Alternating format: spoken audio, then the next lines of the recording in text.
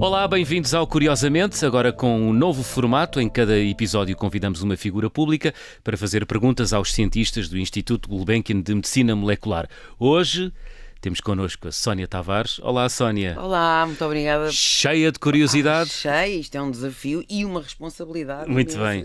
Tu és de letras, não és de ciências da vida? Era o que eu estava a dizer à Carmo lá fora. Passei ao lado de uma brilhante carreira de cientista. Não é verdade.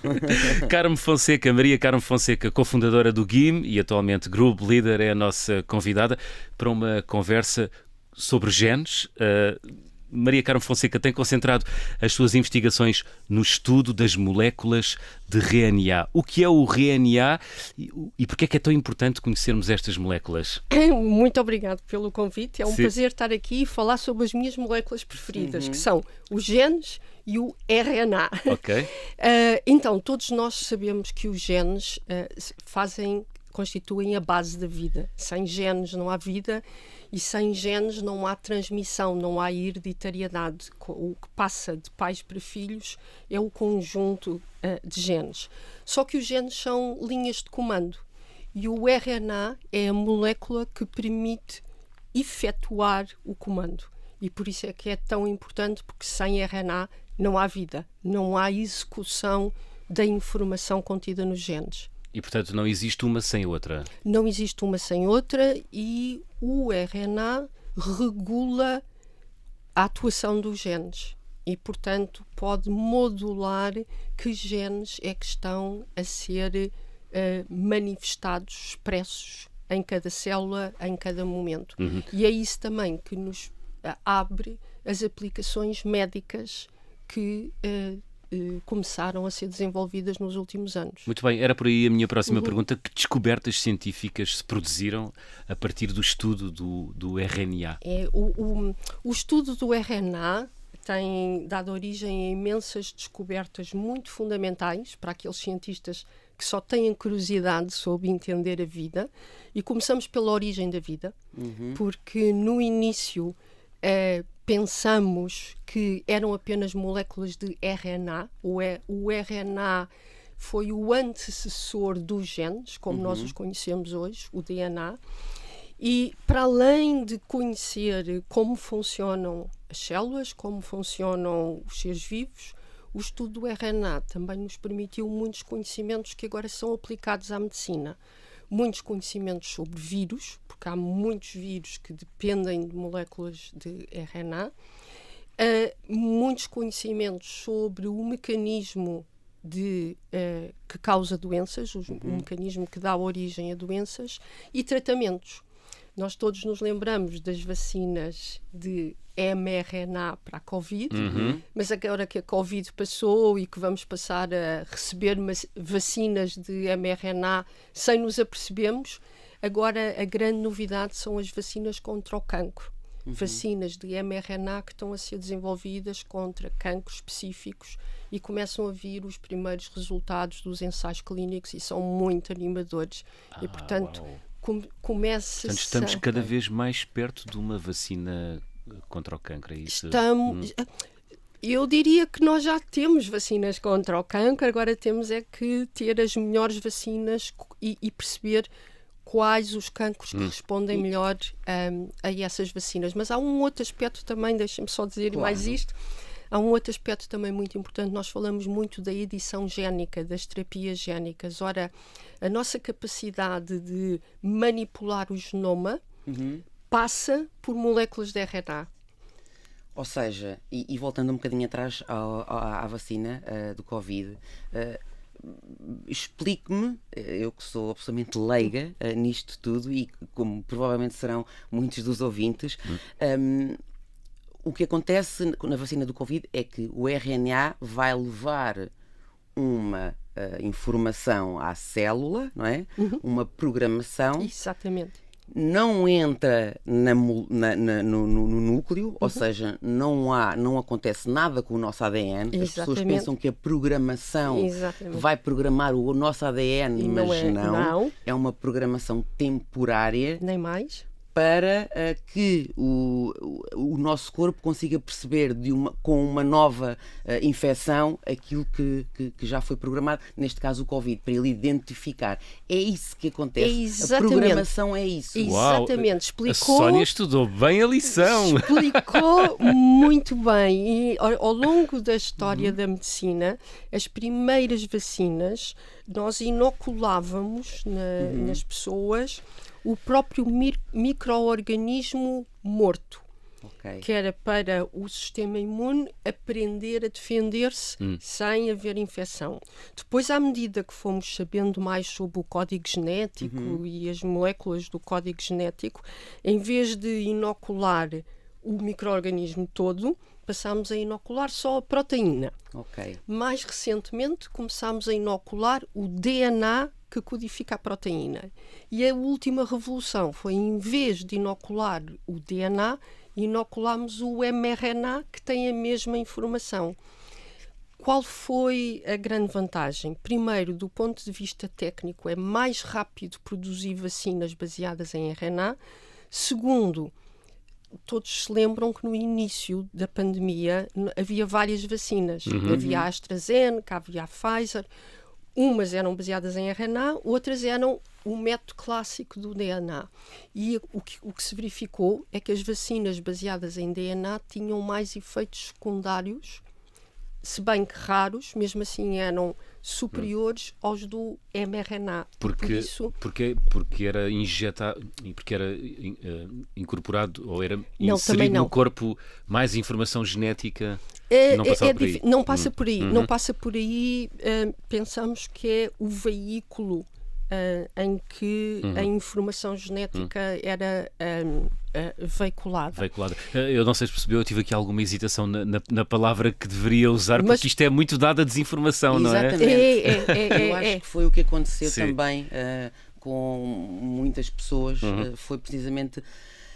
Enfim, não conseguiram, e é normal que não consigam compreender, porque nem todos os dias temos acesso a esta informação toda científica, e eu acho que isto fez um bocadinho de confusão nas cabeças das pessoas, mas por isso é que estamos aqui. E infelizmente as pessoas agarram-se muito aos efeitos secundários. Nós temos que ter a noção que qualquer tipo de tratamento tem sempre efeitos secundários, mas há um cuidado enorme. Contudo, não há nenhum medicamento, nenhum suplemento que não tenha efeitos secundários. Até viver, não é? Tem efeitos secundários. Agora, o que a comunidade médica e científica faz são ensaios muito rigorosos para medir a percentagem de efeitos secundários e a gravidade dos efeitos secundários, e nunca é administrado nada que não passe por estes rigorosos critérios de qualidade. Agora, há pessoas que, mesmo assim, não querem correr o risco. O problema é que o risco de ficar gravemente doente é muitíssimo maior do que o risco de sofrer um efeito secundário de uma vacina. Maria Carmo Fonseca, quais são as aplicações mais promissoras que se podem abrir com as descobertas dos últimos anos em torno do ácido ribonucleico, o RNA? O RNA, portanto, como eu estava a dizer, agora a comunidade médica está muito excitada com as vacinas de mRNA, e depois há uma série de novos medicamentos contra doenças relativamente raras, mas que são doenças de causa genética e que no seu conjunto são muitas e são muito graves.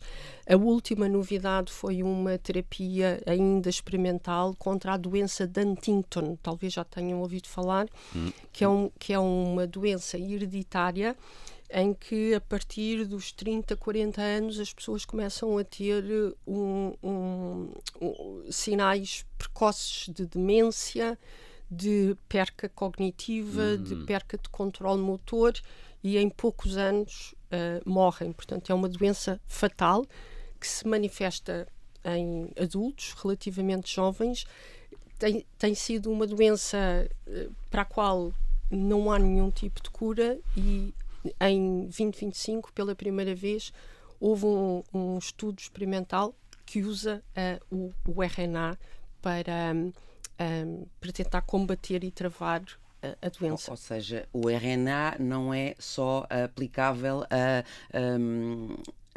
doenças infecciosas. Não. É aplicável, por exemplo, eu que sou pessoa fibromiálgica, tenho fibromialgia, eu sei que é uma doença que não se conhece nada ainda.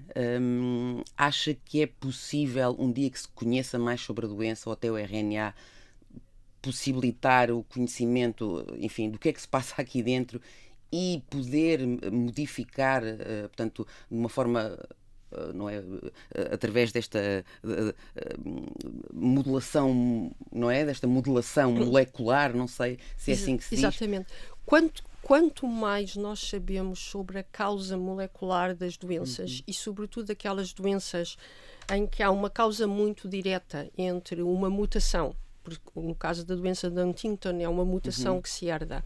Estas doenças que são causadas por uma alteração na informação genética serão as primeiras a ser alvo deste tipo de terapias, para além das vacinas. Nas vacinas, falei das vacinas contra o cancro, mas também se começa a pensar em vacinas contra doenças autoimunes. Ok, pronto. Ainda bem que me esclarece. Muito obrigado. E à parte disto, doutora... Carmo. A parte disto, que é isto, salvo seja, à parte da sua carreira, da sua investigação, sobra-lhe tempo para mais coisas. Isto tem tempo para apreciar outras formas de arte, porque eu acho que também isto é uma arte. E também lhe queria perguntar, acaba por ser a ciência intuitiva também como a arte? De onde é que ela parte? É da curiosidade? É da intuição? Excelente pergunta, e eu acho que esse é exatamente o ponto que liga os cientistas aos artistas, que é o momento da criatividade e da intuição. O cientista baseia-se muito em observar factos, observar fenómenos, mas observar não chega, não basta eu descrever o que vejo. Onde está o grande desafio para o cientista é interpretar o que está a ver, e a interpretação é muito de intuição. Claro.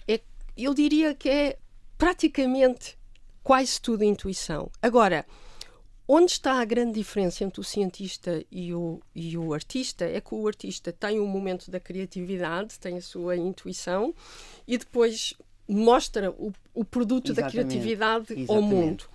O cientista tem que passar por um passo seguinte, que é muito difícil, que é provar que a sua intuição estava correta fazendo mais experiências. E por isso é que nós passamos a nossa vida toda a fazer experiências, porque fazemos uma experiência, temos um resultado, interpretamos esse resultado, precisamos de fazer outra experiência, e por isso é que isto é uma bola de neve sem parar. Agora, portanto, a ciência é um ato criativo. Na sua gênese, é isso? Completamente criativo. Porque se não tiver um componente criativo, é apenas um listar de observações. Claro. Muito bem. E dedica todo o seu dia e toda a sua rotina a espreitar para dentro do microscópio, Maria Carmo Fonseca. A ideia que nós temos dos cientistas é que eles passam a vida curvados sobre papéis e sobre livros e sobre aparelhos científicos. É verdade. Sim. É porque quando um cientista está com uma ideia ou teve uma intuição e fica completamente obcecado em testar a ideia e quer ir fazer a experiência, quer ver o resultado da experiência. Agora, isso não significa que se passem 24 horas só a fazer isso, até porque se o cérebro não estiver descansado, lá se perde a intuição toda e a criatividade. Como é que descansa? Como eu descanso é fazer desporto. Boa. Corre? Não, eu tenho um problema num joelho e o meu desporto é a natação. Boa, muito bem. Já lhe surgiram atos criativo-científicos enquanto dava abraçadas, Maria Carmo Fonseca? Não, porque quando estou a dar abraçadas tenho que estar concentrada. Uma coisa de cada vez. Não, é uma coisa de cada vez. Muito bem. Sou muito de uma coisa de cada vez. Há bocado estávamos a falar se eu ouvia música enquanto estava a trabalhar. Não, porque quando eu quero ouvir música, quero ouvir a música. Percebo perfeitamente. É fácil facilmente se entra nos pormenores da canção, ou se, eu também sou Gosto de assim, apreciar, gosto de apreciar o compasso, Claro. o ritmo, a letra. Como deve E se eu ser. estiver a trabalhar, estou concentrada em trabalhar. Muito bem. Eu acho que já deu esta resposta lá no início da nossa conversa, mas eu gostava de lhe fazer esta pergunta. É verdade que uma molécula de RNA pode ter sido a primeira molécula de vida? Muito provavelmente, sim. É uma hipótese científica, não há ainda certezas, ou há? Quase. Nunca. Sabe que em ciência não existe a verdade. Em ciência existem hipóteses que até agora não foram refutadas. E essa ainda não foi refutada. Portanto, É bem possível. é bem possível que assim tenha Que sido. haja vida antes da vida, ou seja... Isso houve Exatamente. formas de vida antes desta vida que nós Claro. temos agora. Uau. Eu estou mesmo a falar mesmo antes da célula, Exato, já exato. havia esta Já havia essa seleção pré-vida. natural, esta pré-vida, exatamente, Com moléculas de RNA. com moléculas de RNA. Sónia, está aqui fonte de inspiração para uma canção. Que maravilha, é verdade. É Maria Carmo verdade. Fonseca, muito obrigado. Obrigado, Foi eu. ótima esta conversa e obrigado também a ti, Sónia Obrigada, Tavares. obrigada, Bons eu espetáculos, gostei muito. há muitos, não é? Para dar este verão. Este verão, sim. Força. Obrigada. Moléculas neste episódio de Curiosamente. Até daqui a 15 dias.